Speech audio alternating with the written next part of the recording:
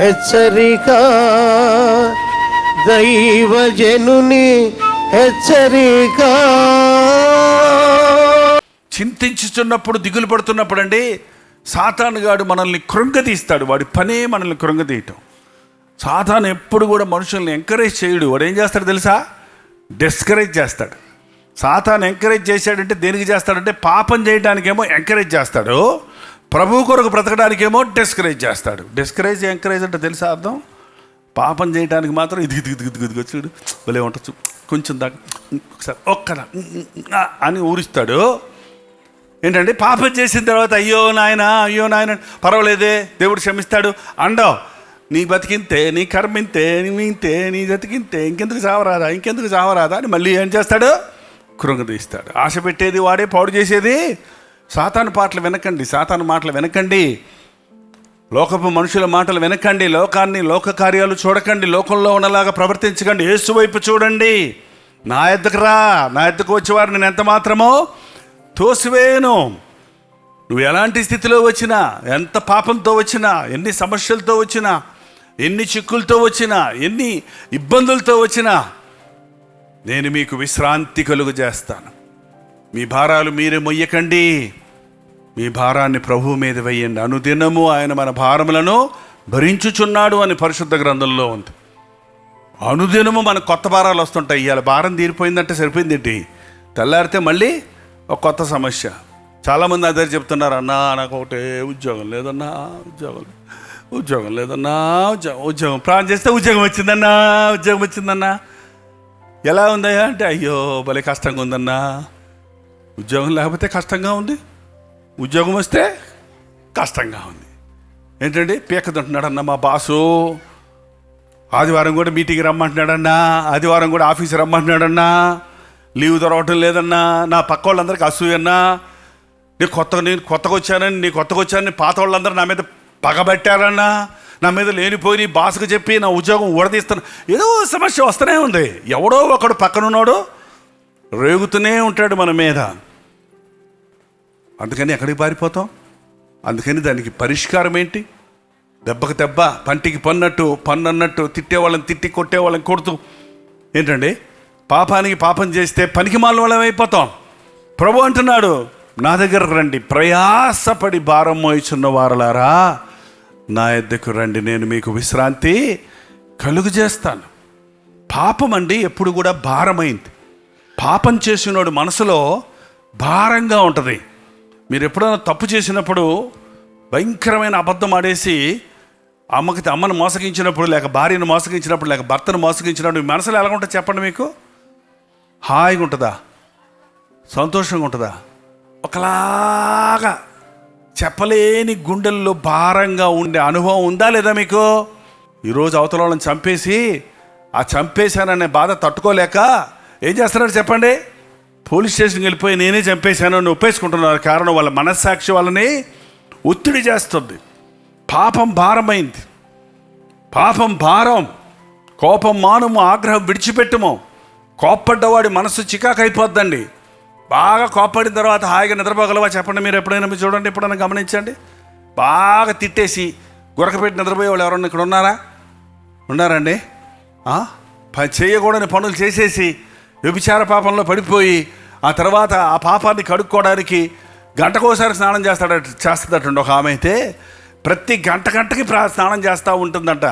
ఏంటని అర్థం కాలేక డాక్టర్ తీసుకెళ్తే ఏంటో మరి ఇది అయిపోయిందంటే, ఆమె ఏంటంటే తను చేసిన పాపాన్ని పోగొట్టుకోవడానికి ఆ మనస్సాక్షి గుచ్చుతున్న మూలాన ఏదో దాన్ని కడుక్కుంటే పోద్దని గంటకి స్నానం చేస్తుంది. దోషారోపణ చేసే గుండె పాపం భారమైంది. ఎలాగో ప్రసంగికుడు వీధి మూలలో నిలబడి ప్రయాసపడి భారం మోయిచున్న వారలారా, నా యొద్దకు రండి, నేను మీకు విశ్రాంతి కలుగు చేస్తానని ప్రభు వెలుస్తున్నాడు. మీ పాపం భారమైనది, మీ పాపం మిమ్మల్ని కృంగతీస్తుంది, మీ పాపం మిమ్మల్ని అణిచివేస్తుంది అంటే ఒక యవనస్తుడు పరిగెత్తుకుంటూ వచ్చాడటండి.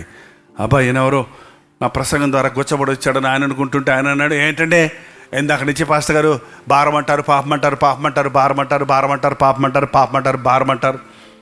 ఎంత భారం ఉంటుంది చెప్పండి? పాపం. నేను అన్ని పాపాలు చేస్తున్నాను, నాకు ఏ భారం లేదు. పాప భారం ఎంత? కేజీ, 2 కేజీలా, 10 కేజీలా, మనుగుడా అంటే పాస్టర్ గారు కోపడకుండా, బాబు కొంచెం ఉండు, చచ్చిపోయినోడు గుండెల మీద 10 కేజీలు రాయి పెట్టి, అబ్బాయ్ ఎంత భారం ఉందని అడిగితే ఏం చెబుతాడు? 200 కేజీలు పెట్టి, ఏమయ్యా 1000 కేజీలు పెట్టి, ఏం బాబు 1000 కేజీలు పెట్టిన గుండెల మీద ఉన్నోడికి, గబక్కన చచ్చినోడికి ప్రాణం వచ్చిందనుకోండి, బతికాడు అనుకోండి, అప్పుడు ఏమంటాడు? ఎవడ్రా గుండెల మీద ఇంత పైన పెట్టాడు, చచ్చిపోతాడు రా, తీయడ్రా అని అడవడా అండి? చచ్చినోడికి బరువు తెలియదు, బతికినోడికి బరువు తెలుస్తుంది. అపరాధముల చేతను దోషముల చేతను చచ్చిన వారమై ఉన్నాం కాబట్టి మనం ఎన్ని పాపాలు చేస్తున్నా నేను బాగానే ఉన్నానులే అనుకునే వాళ్ళు ఉన్నారండి. వాక్యం వినటానికి వచ్చే మనకి దేవుని వాక్యం మన హృదయాలను గుచ్చుతుంది, మనకి గ్రహింపు కలుగుతుంది. కానీ ఆ నిండా తాగుల్లో ఉన్నోడని, పాపంలో మునిగిపోయి ఉన్నోడు, నిండా మునిగినోడికి ఏం చెప్తారు మన దేశంలో? నిండా మునిగినోడికి ఏం లేదంటే చలే లేదంట. పాపాల్లో మునిగిపోయినోడికి అసలు నేను పాపిని అనే సంగతే తెలియటం లేదు. కానీ ఎప్పుడైతే దేవుడు మనోనేత్రాలు తెరుస్తాడో, ఎప్పుడు నీలోనికి జీవాన్ని పంపిస్తాడో, నీ పాపాన్ని గురించి నీవు అలమటిస్తావు. ప్రార్థన. పరిశుద్ధుడా, ప్రేమగల తండ్రి, ఒక్కసారి నీ బిడ్డలను చూడుము నాయన. తండ్రి, నీ నామములో కూడి వచ్చున్నాము నాయన. భారాలతో వచ్చున్నామయ్యా, సమస్యలతో వచ్చున్నామయ్యా, వ్యాధులతో వచ్చున్నామయ్యా, జీవితంలో విరక్తి చెందిపోయి ఉన్నామయ్యా, విసిగిపోయి ఉన్నామయ్యా, బ్రతకలేక చావలేక నాయన ఇబ్బంది పడే స్థితిలో మేమున్నామయ్యా. మమ్మల్ని కనికరించు. మా భారాలు నీ యొద్దకు తీసుకుని వస్తున్నాం. నీ పాదాల దగ్గర ఒప్పుకుంటున్నామయ్యా. నీ సిలువ చెంత వేడుకుంటున్నామయ్యా. మా తప్పులను క్షమించు నాయన. నీ రక్తములో మమ్మల్ని కడిగయ్యా. నోరు విప్పి నీతో చెప్పిన ప్రతి భారానికి జవాబు దయచేయి. వచ్చిన వారుగా కాక నిన్ను మోసుకొని పోవడానికి మాకు సహాయం చేయి. మా గృహాల్లోనికి నీవు రానాయనా, మా కుటుంబంలోనికి నీవు రానాయనా, మా హృదయముల్లో నీవు ఉండయ్యా. నీతో నడుస్తామయ్యా. నీ కాడి సులువైంది, నీ సన్నిధిలో విశ్రాంతి ఉంది, నీ సన్నిధిలో సమాధానం ఉంది. నువ్వు ఉంటే మాకు చాలు అన్న తీర్మానంతో మేము వెళుతుండగా నీ సన్నిధిని మాకిచ్చి నడిపించమని యేసుక్రీస్తు నామములో అడుగుచున్నాము తండ్రి. మన తండ్రి అయిన దేవుని యొక్క ప్రేమయు, కుమారుడైన క్రీస్తు యొక్క కృపయు, ఆదరణకర్త అయిన పరిశుద్ధాత్మ యొక్క సహవాసమును కుడి వచ్చిన ప్రతి ఒక్కరికి ఇప్పుడును సదాకాలమును తోడై ఉండును గాక. ఆమేన్.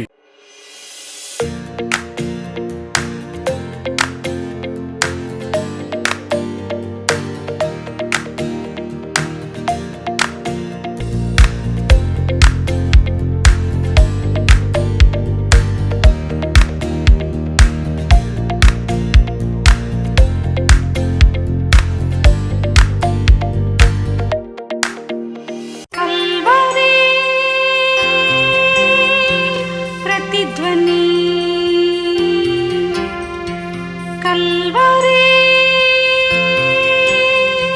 ప్రతిధ్వని